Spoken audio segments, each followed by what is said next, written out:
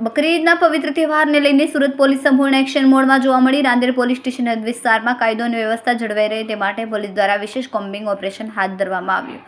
બકરી ઈદ દરમિયાન કોઈ અનિચ્છનીય ઘટના ન બને અને શાંતિપૂર્ણ માહોલમાં તહેવાર ઉજવાઈ શકે તે હેતુથી આ કામગીરી કરવામાં આવી. કોમ્બિંગ દરમિયાન ડીસીપી, એસીપી, સ્થાનિક પોલીસના પીઆઈ સહિત મોટી સંખ્યામાં પોલીસ કર્મચારીઓ જોડાયો હતો. પોલીસ દ્વારા સંવેદનશીલ વિસ્તારોમાં પેટ્રોલિંગ કરીને શંકાસ્પદ તત્વો પર ખાસ નજર રાખવામાં આવી. તો બીજી તરફ ડીસીપી લખદેરસિંહ ઝાલા દ્વારા શાંતિ સમિતિની મહત્વપૂર્ણ બેઠક બોલાવવામાં આવી. બેઠકમાં સમાજના આગેવાનો અને ચર્ચા કરીને શાંતિ અને ભાઈચારો જાળવવા અપીલ કરી.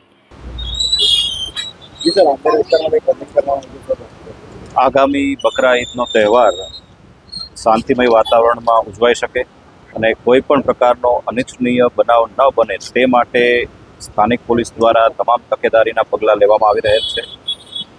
આજરોજ રાંદેર વિસ્તારમાં ફૂટ પેટ્રોલિંગ તેમજ કોમ્બિંગનું આયોજન કરવામાં આવેલ છે. આ કોમ્બિંગમાં જાણીતા ગુનેગારો તેમજ અસામાજિક તત્વો વિરુદ્ધ કાયદેસરની કાર્યવાહી પણ કરવામાં આવેલી છે. જીપી એક્ટ 135 સહિતના અટકાયતી પગલાં હેઠળ પણ કાર્યવાહી કરવામાં આવી રહેલ છે. આ ઉપરાંત શાંતિ સમિતિની મિટિંગ પણ લેવામાં આવી રહેલ છે.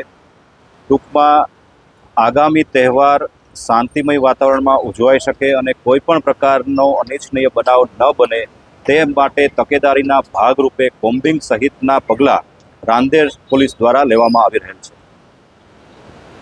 કેમેરામેન સેનિલ વિરાણી સાથે વિશાલ છેઠા, માનવ પ્રવાહ ન્યૂઝ, સુરત. અમારા વિડીયોની નવી અપડેટ મેળવવા માટે સબસ્ક્રાઇબ કરો માનવ પ્રભા ન્યૂઝ ચેનલને.